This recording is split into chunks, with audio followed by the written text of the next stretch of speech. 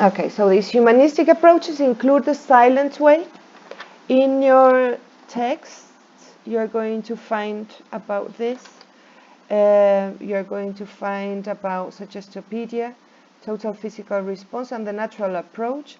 What I'm not included in this lecture is the community language learning, which you can check in your texts. So the silent way.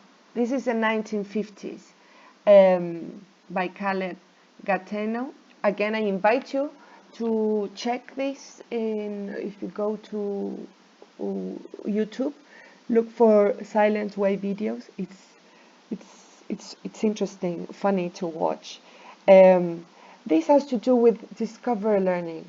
So discovery learning is something we also today we believe that takes place. Basically, when you scaffold from developmental psychology, children, when they are learning anything, it's always better if they discover, if they sort of realize, rather than you pouring content in their heads. So that's the main approach. And for this discovery to take place, and to minimize any, let's say, anxiety, the teacher is usually silent.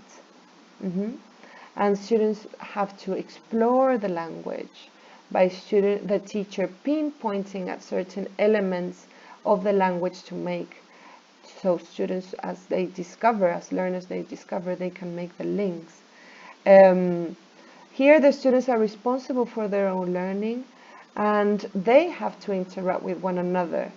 So the teacher gives clues, but then the learner, let's say,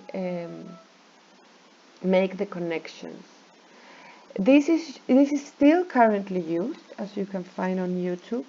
It's a popular method in Japan, and it also has a focus on pronunciation.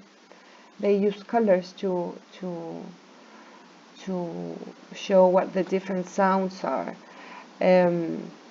but still it's very limited. One of the limitations of all these humanistic approaches is that they are limited in as much how far can you get following these recipes.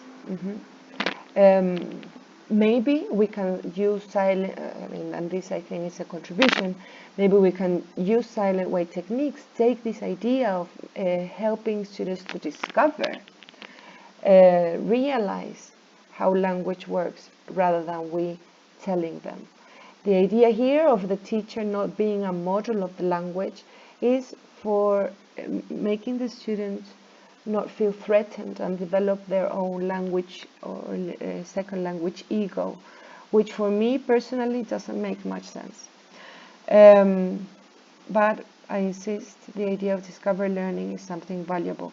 Then Suggestopedia, you can also check for Suggestopedia videos. Suggestopedia,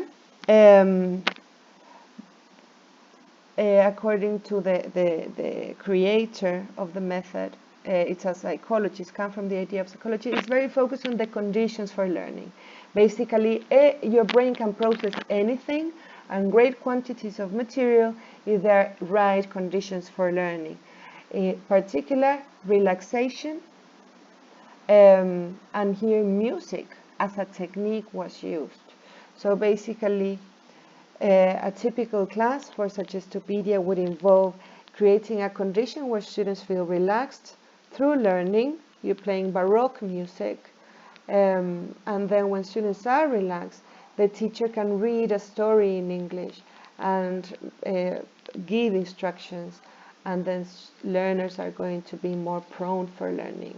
What can we value from this? Is that actually conditions for learning are important. But here, the content was not very well thought. We value that, yes, there have to be conditions for learning where students don't feel anxious, the students do not feel stressed, using the terms of Suggestopedia, de-suggest, so we can suggest. But then what is it that we teach of the language so then they can produce it is very limited. And this is where the linguistic aspect is missing. Then total physical response is something that we still use now. Again, YouTube videos can help to give you an idea of how these look like. This method has the purpose of helping learning second languages. And here there is a thought, there is a belief, a theoretical understanding that learning a second language needs to follow the same order as learning a first language when you're a child. So basically you're exposed to commands. Think of a child. Basically, what do we tell them? Give me this, come here, drink milk, stop doing that. Yeah, basically there are lots of commands in first language acquisition, and learners understand this and they do the action. So when I say to a child, I'm going to say this in Spanish, pásame eso, they learn and they give me something back, but not necessarily they're going to produce something. So this method relies on the assumption that when learning a second language, it's internalized through a process of code breaking similar to first language development. And this allows for a long period of listening and developing comprehension prior to production. So the key here is that students are going to respond to commands that require physical movement, something that you have probably seen a lot in school, especially with younger students.